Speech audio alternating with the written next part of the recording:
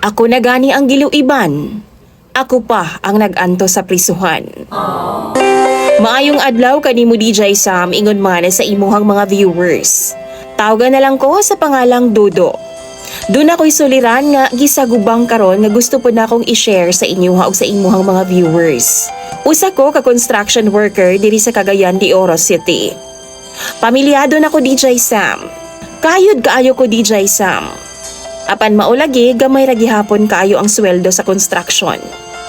DJ Sam, mga akong kita, tawon, ipadala na ako sa akong asawa. Apan dunay usa ka adlaw, nga suko kaayo siya, kay nganong gamay ra daw ang akong sweldo nga gipada. Kulang ra daw kaayo sa ilaha. Kutob ra daw sa bugas sa DJ Sam ang budget.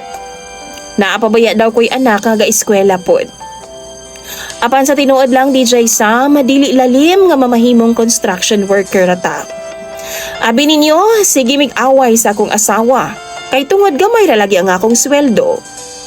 Nang labay ang panahon, DJ Sam, wa na ko damha nga mapulaan di ay ang akong asawa sa among kalisod ug iya hagyod kong gibiyaan. Nangita siya glaing lalaki, DJ Sam. Abi ninyo, sakit kaayo nga akong gibati atong tungura. Iya kong gibiyaan. Dugay kay kong wa kadawat DJ Sam, nga wa na sila sa akong kinabuhi.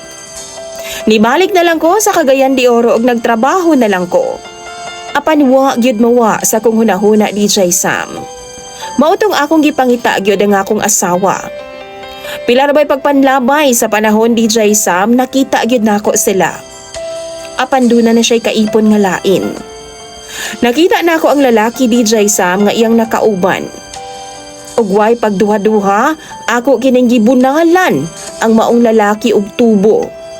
Mao to ang hinungdan DJ Sam nga napriso ko og 4 ka tuig. Dito sa prisuhan, akong nahinuktukan nga ako pa'y nahimong dautan na bisan ako ang giluiban. Pait kaayo nga akong naagian sa kaminyuon DJ Sam. Mao nang hangtod karon, naagi hapon ang akong kalagot o kahiubos. Kung kamo ang naa sa akong sitwasyon, masabdan ra ba ko ninyo? Unsa may angay na kong buhaton? Palihog tambagi ko ninyo sa comment section. Imong follower DJ Sam, Dodo ng Bukidnon.